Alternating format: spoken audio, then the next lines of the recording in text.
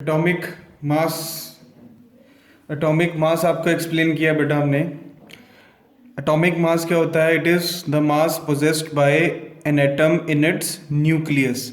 Atom के centre में nucleus है और न्यूक्लियस के अंदर जो मास है हम उसको क्या बोलते हैं? Atomic mass. Relative atomic mass is the atomic mass compared to और in relation with 1/12 mass of carbon 12 isotope. Clear है? आज हम पढ़ेंगे relative molecular mass. Atomic mass, mass of an atom, और molecular mass it is mass possessed by a molecule। Molecule कितना mass poses करता है हम उसको क्या बोलते हैं? रिलेटिव मोलर मास या फिर रिलेटिव मॉलिक्यूलर मास। क्लियर है? फॉर एग्जांपल आपको बोला जाएगा find relative molecular mass of CO2, H2O, H2SO4 given atomic mass carbon 12U, oxygen 16U, sulfur 32U, hydrogen 1U। You क्या होता है बेटा? यूनिट होती है। किसकी यूनिट होती है? Atomic mass. एटॉमिक मास की यूनिट होती है। रिलेटिव एटॉमिक मास की यू। कार्बन का एटॉमिक मास गिवन है, ऑक्सीजन का गिवन है, सल्फर का गिवन है, हाइड्रोजन का गिवन है। मुझे मॉलिक्यूल का कैलकुलेट करना है। मॉलिक्यूल किससे बनता है? A molecule is formed by combination of different atoms, same type of atoms और डिफरेंट टाइप ऑफ एटम्स। अब मोलर मास निकालने का क्या तरीका है, ध्यान से समझना आपने। हम इसको सॉल्व कर रहे हैं। पहले हम किसका निकालेंगे? कार्बन डाइऑक्साइड का, CO2 का मोलर मास निकालेंगे। CO2 मॉलिक्यूल है, उसमें मेरे पास 1 कार्बन है बेटा, 2 कितने हैं? ऑक्सीजन। तो कार्बन का एटॉमिक मास कितना गिवन है? 1 × 12। 1 कार्बन 1 हो गया। एक कार्बन का कितना मास है? 12। ऑक्सीजन कितने? 2। एक ऑक्सीजन का कितना मास है बेटा? 16। 16 2 जा 32। दोनों को प्लस करो, आंसर कितना आ गया? 44U। किसका मोलर मास आया? CO2 का। सेकंड हम किसका निकालते हैं? H2O का। H2O में मेरे पास 2 हाइड्रोजन है, 1 ऑक्सीजन है। 2 हाइड्रोजन का मास हो गया 2 × 1, ऑक्सीजन का हो गया 1 × 16। 2 हाइड्रोजन का मास हो गया 2, 1 × 16 16, प्लस किया 18U। किसका मोलर मास आया? वाटर का। क्लियर है? निकालने का तरीका समझ आ गया? H2SO4 कितने एटम्स हैं? हाइड्रोजन के 2, 1 सल्फर, 4 ऑक्सीजन। 2 × 1 हाइड्रोजन का एटॉमिक मास 1, 1 × सल्फर का 32, ऑक्सीजन 4 × 16, ये 2 हुआ, ये 32 हुआ, ये 64 हुआ। टोटल आंसर कितना आया? 98U। क्लियर है बेटा? क्या कैलकुलेट किया हमने? हमने कैलकुलेट किया relative molar mass different compounds का। आप किसी का भी कैलकुलेट कर सकते हैं। ये चीज आपको क्वेश्चन में गिवन होगी, आपने अप्लाई करना है फॉर्मूला को और टोटल करना है। जैसे ही टोटल करेंगे रिलेटिव मोलर मास आ जाएगा। क्लियर है?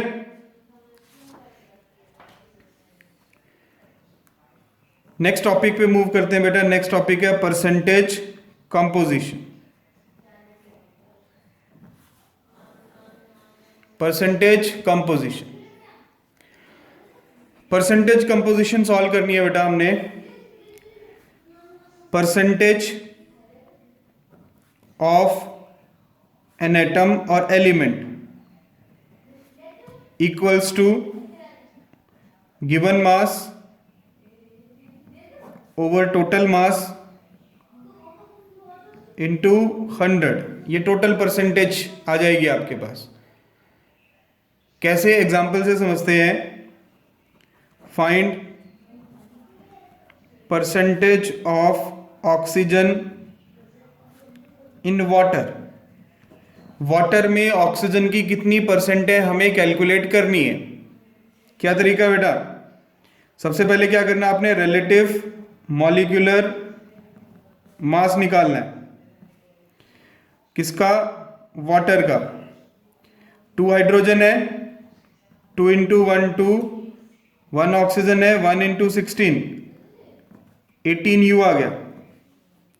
क्लियर है। अब परसेंटेज निकालते हैं, परसेंटेज ऑफ ऑक्सीजन। ऑक्सीजन का कितना मास है वाटर के अंदर, 1 ऑक्सीजन है, कितना हो गया 16। टोटल कितना आया बेटा 18 इंटू 100। सॉल्व कर दोगे किसकी परसेंटेज आएगी, ऑक्सीजन की। क्लियर है। एक और एग्जांपल करते हैं।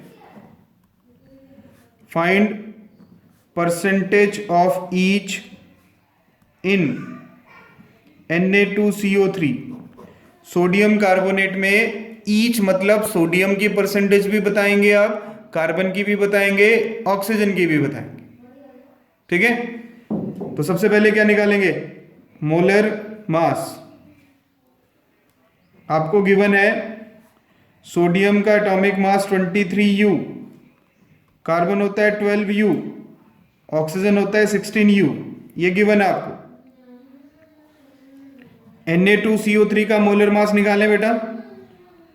2 सोडियम है मेरे पास, 1 कार्बन है, 3 ऑक्सीजन है।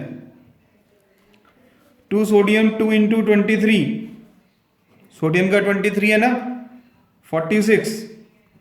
1 इंटू 12, 3 इंटू 16, प्लस करेंगे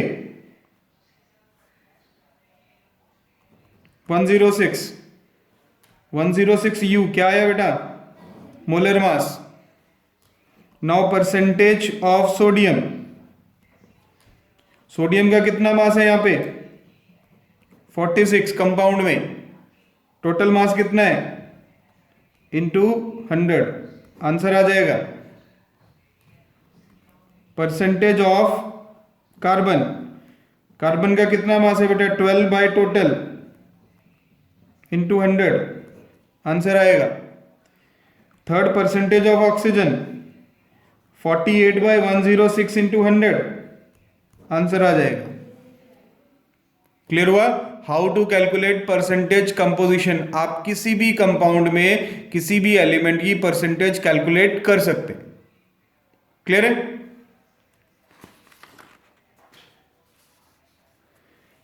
लास्ट टॉपिक है बेटा आपके चैप्टर का इंपीरिकल फॉर्मूला। सिर्फ डेफिनेशन है आपको empirical formula.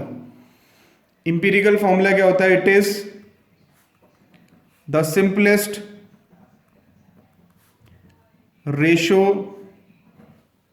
Of element present in given compound.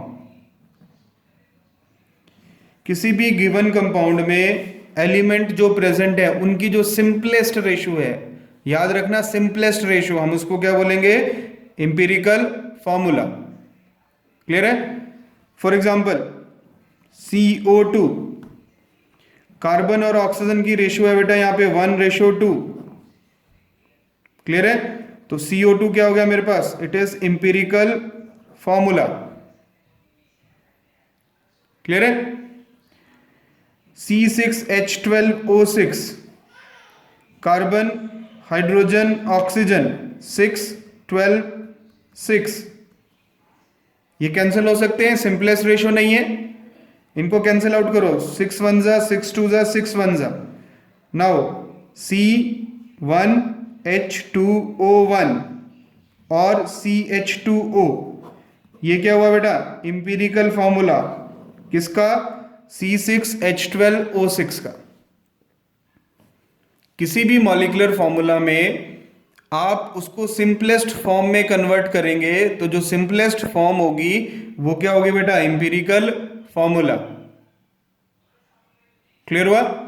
Empirical formula क्या होता है, simplest ratio of element present in given compound. Language of chemistry आपको कंप्लीट करा दिया बेटा। लैंग्वेज ऑफ केमिस्ट्री के क्वेश्चंस आपने करने हैं, इसमें जो भी डाउट है आप मेरे को कॉल करके या व्हाट्सएप करके पूछ सकते। क्लियर है? इसके बाद हम नेक्स्ट चैप्टर स्टार्ट करेंगे।